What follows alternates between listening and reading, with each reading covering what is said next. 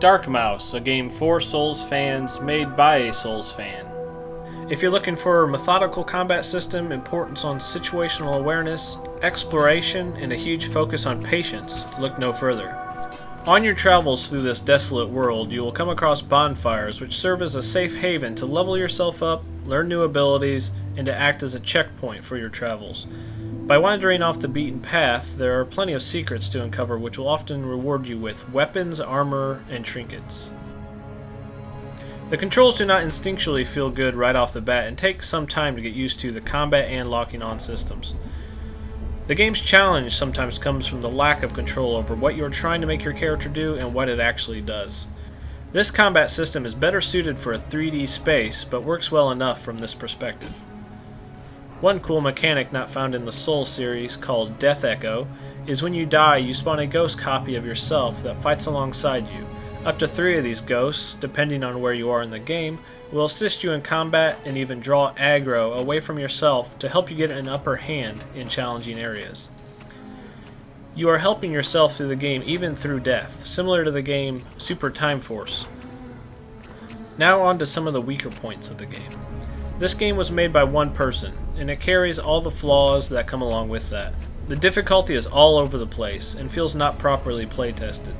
Many areas just feel cheap in a non-satisfyingly difficult kind of way.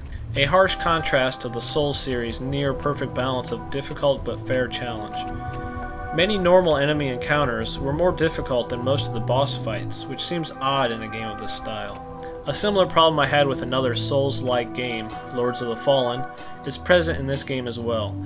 Too many shielded enemies and no reliable guard break mechanic can lead to some frustrating and repetitive encounters.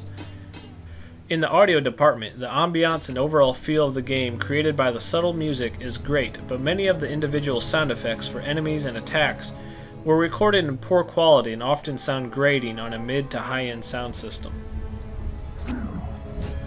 Over the 4 to 5 hours of my first playthrough, I had a mostly fun but also frustrating experience.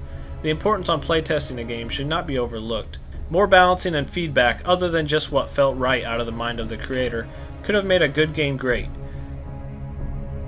My raw, unbiased score of this game is a 3 out of 5, but in many cases I feel like certain games should be reviewed on a curve if design elements, concepts, or pricing may sway the consumer positively or negatively.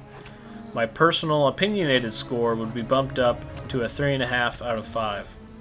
Dark Mouse is easily recommended at the $10 price tag for any Souls fan looking for something to enjoy over a weekend while they wait for the arrival of Dark Souls 3.